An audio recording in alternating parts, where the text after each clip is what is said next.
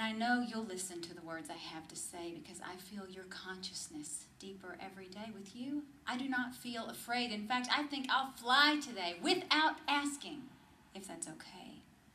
See, old habits are more than hard to break, and I have regrets about mistakes for people injured in my wake, and sometimes when I'm up real late, I cry and love and contemplate and wonder if I died today, if my body were to leave this place, would one who looked upon my face know the gift of seeing grace?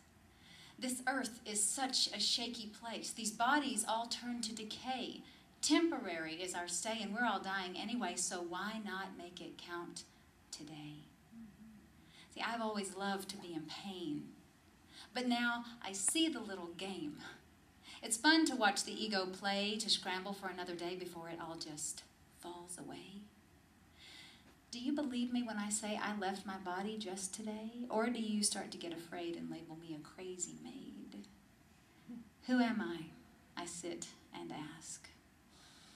Am I the girl who loves to bask for hours on end in masculine attention?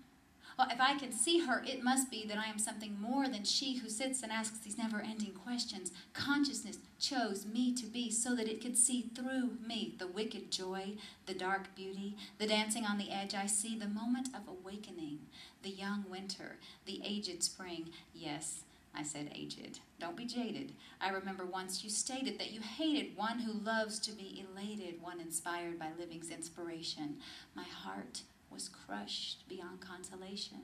So I resigned myself to be a lonely artist, to take my place among the dearly departed, misunderstood by my kin, keeping sunlight out, not in, dipping my spoon once again into the Ben and Jerry's.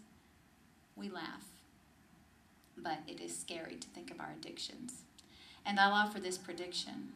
Unless we make a drastic change in the way we choose to eat, see food as fuel, not just a treat, until we choose to look inside and see the feelings eating hides and get swept under by the tide of giving up and living life and choosing not to be a slave like those who suffered in the sugar trade.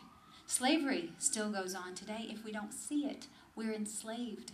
If we don't rise up against self-destruction, initiate a massive reconstruction, learn to practice more self-care, stop the self-inflicted biochemical warfare, then one day we will find ourselves flipping through the pages of an antique book and it will read about our time. The people wouldn't look at the history they couldn't stop repeating. Rome had fallen. Empires are fleeting. Change can start with the way we're eating.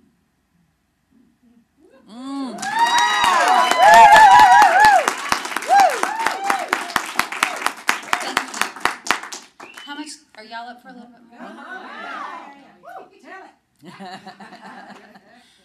Split-second discovery. Watching a squirrel go down to the creek, I closed my eyes so I could see the rocks beneath my furry feet. I fell away and was the beast, and then came the epiphany. Whether I'm a squirrel or a middle-aged girl, I'm the same at the source. I love this course of study in the human experience, and I disagree that ignorance is bliss.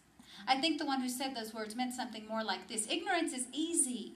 There's very little resistance. In fact, it is encouraged at our culture's insistence. People unaware are easy to manipulate. Power is found in the moments when we contemplate.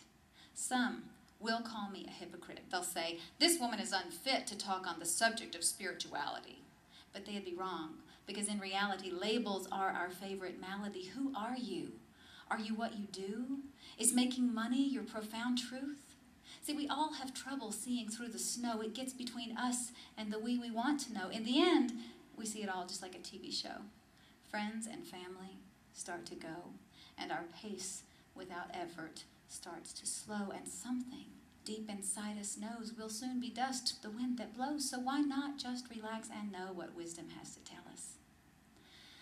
Our egos will fail us and often derail us, all the while leading us home to the center of ourselves, where just awareness dwells, and we drop the ego veil, give our spirits room to sail in waters that will shake our big assumptions, so we can progress and move forward for the young ones.